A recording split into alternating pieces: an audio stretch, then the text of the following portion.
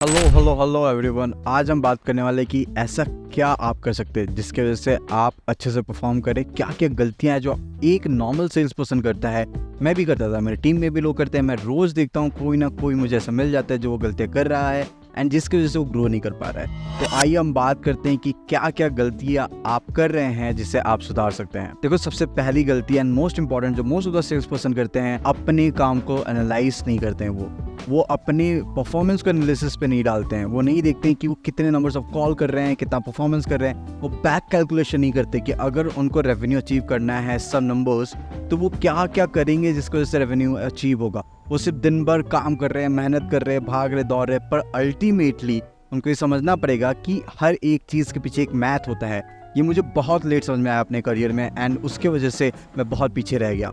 But मैं और भी आगे जा सकता था, मैं और भी बहुत सारी चीज़ें कर सकता था, बट क्योंकि मुझे लेट समझ में आया, जबकि मैं सही टाइम पे समझ गया था हालांकि। बट अगर मैं ये पहले समझता तो बहुत ज़्यादा अच्छे तरीके से मैं परफॉर्म कर पाता।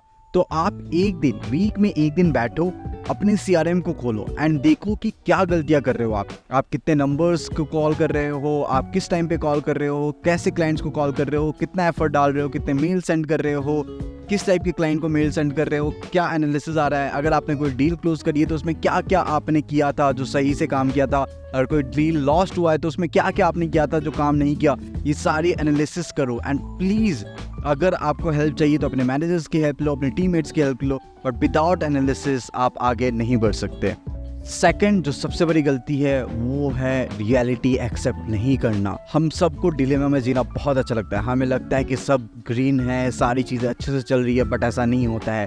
आपको समझना पड़ेगा कि अगर आप परफॉर्म नहीं कर पा रहे हो तो सच में नहीं कर पा रहे हो। अगर आपके पास आने वाले 6 महीने का पाइपलाइन नहीं है, मतलब एग्जैक्टली नहीं है, और आपके लिए वो बहुत बड़ा पेन पॉइंट है जिसको आपको अब भी इसी वक्त टैकल करना पड़ेगा, आपको उस पर काम करना पड़ेगा। तो रियलिटी एक्सेप्ट करना चाहिए आपको एंड उस पर काम करना चाहिए। अगर आप रियलिटी नहीं एक्सेप्ट करेंगे तो नहीं हो पाएगा। एक टाइम मेरे पास भी ऐसी चीज़ें थी जब मुझे मेरे मैनेजर बोलते थे और मैं बोलता था अरे हो जाएगा, मैं कर लूँगा। बाद में मुझे समझ में आया कि वो क्यों वरीड, उनको क्यों मेरे पे कॉन्फिडेंस नहीं था, क्योंकि उनको दिखता था कि वो नंबर्स देख रहे थे और मैं नहीं देख रहा था एंड मैं रियलिटी एक्सेप्ट नहीं कर रहा था। तो आपको रियलिटी एक्सेप्ट करना बहुत इंपॉर्टेंट है। आप रियलिटी एक्सेप्ट करो एंड उस रियलिटी पे प्लीज़ काम करना स्टार्ट करो। थर्ड जो लोग बहुत ज़्यादा इग्नोर करते हैं वो होता है आपका फोकस। आप कहाँ फोकस्ड है, आप क्या डिस्ट्रैक्टेड है, आप क्या ऐसे चीज़ों पे अपना दिमाग लगा रहे हो जो आपके लिए अभी इम्पॉर्टेंट ना हो। मैं बताता हूँ कि मेरी टीम में एक पर्सन है जो ज़्यादातर फोकस इन चीज़ों पे करता है जो उसके लिए रिलेवेंट नहीं है। कभी कभी क्या होता है कि हम ऐसे चीज़ों पे फोकस करते हैं जो हमारे लिए इम्पॉर्टेंट नहीं होता है, जैसे कि किसी से मिलने चले जाना या किसी से बात करना।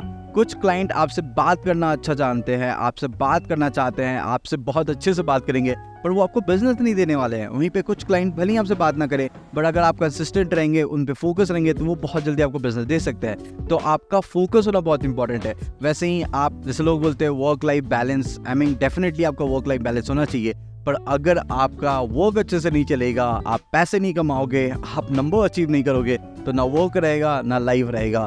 तो आपको फोकस होना इंपॉर्टेंट है। आपका फोकस जिस एरिया में, भले ही आपको अगर एंजॉय करना है किसी दिन, संडे, सैटरडे, फ्राइडे, मंडे भी एंजॉय करना है, तो उस टाइम पे आप एंजॉय करो, उस पर फिर आप काम करने मत सोचो। पर अगर आप जब काम कर रहे हो तो आप उस पर फोकस रहो, उस पर फोकस होकर काम करो। दिन के 12 घंटे आपको काम करने की जरूरत नहीं है, बट आप जब 6 घंटे, 7 घंटे या 8 घंटे काम करो, उससे पूरी की पूरी शिद्दत एंड फोकस के साथ काम करो। Fourth problem, procrastination.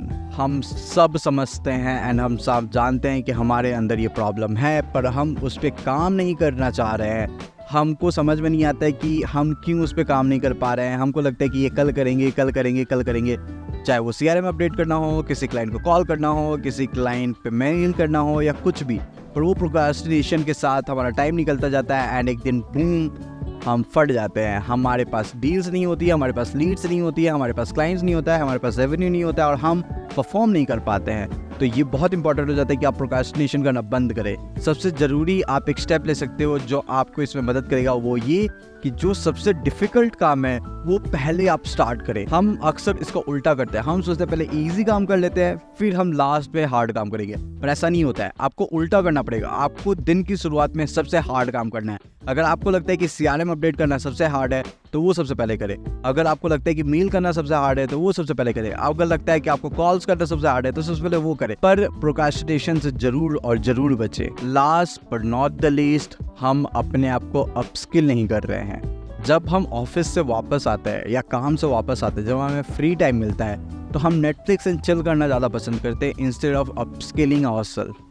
आप नहीं समझ रहे हो कि दुनिया में क्या चल रहा है एंड बाकी लोग कितनी तेजी से भाग रहे हैं। अगर आप ऑफिस से जाने के बाद घर में 1 घंटा कोई पॉडकास्ट नहीं सुन रहे हैं, कोई एडुकेटिव वीडियोस नहीं देख रहे हैं, कुछ ऐसा नहीं सीख रहे हैं जो आपके करियर और आपकी काम को अपलिफ्ट करे, भले वो कोल्ड कॉलिंग का स्क्रिप्ट हो, ईमेल का स्क्रिप्ट हो, आप कम्युनिटी में नहीं मिल रहे हैं, अगर आप किसी मेंटर से कुछ चीज़ें नहीं सीख रहे हैं तो आप बहुत ज़्यादा फेल होने वाले हो और बहुत जल्द आप फेल हो जाओगे। बहुत सारी चीज़ें आपके अपस्किलिंग पे डिपेंड करती है। आपका ऑफिस में सक्सेस होना बहुत ज़्यादा डिपेंडेंट होता है कि आप ऑफिस के बाद अपना टाइम कहाँ दे रहे हो, क्या चीज़ें कर रहे हो, कैसे आप अपने आप को अपस्किल कर रहे हो, क्या क्या नई चीज़ें सीख रहे हो, क्या क्या नई चीज़ें पढ़ रहे हो, कैसे अपने आप को दुनिया से बेहतर बनाने के लिए आप एफर्ट डाल रहे हो। तो अगर आपको किताबें पढ़नी है, किताबें पढ़ो, वीडियोस देखना है, वीडियोस देखो, मेरे वीडियोस देखो, किसी और के वीडियोस देखो, कुछ पढ़ो, कुछ ब्लॉग्स पढ़ो, न्यूज़ पढ़ो, गूगल पे सर्च करो, आप चैट जीपीटी, जेमिनी का यूज़ करो, बट मेक श्योर कि आप अपने आप को अपलिफ्ट कर रहे हो एंड ये अपलिफ्टमेंट ही आपको आगे बढ़ाएगा। ऑलराइट गाइज, ये थी वो सारी गलतियां जो एक सेल्स पर्सन आज के टाइम पे कर रहा है, जिसकी वजह से वो परफॉर्म नहीं कर पा रहा है, आगे नहीं बढ़ पा रहा है एंड बहुत जल्द वो डेड होने वाला है एंड बहुत जल्द उसका जॉब चला जाएगा एंड फिर वो बोलेगा कि how I can get into SaaS sales. But yeah, if you are into SaaS sales you have to subscribe this channel, क्योंकि मैं SaaS सेल्स के ऊपर वीडियो बनाता रहता हूँ। लिंक्डइन पे आप जाओ, मुझे कनेक्ट करो, कम्युनिटी का लिंक डिस्क्रिप्शन में है जहाँ पे हम बहुत सारी बातें करते हैं। तो यस, और कोई सवाल हो तो कमेंट में जरूर छोड़ना। Take care, bye bye, see you in next video.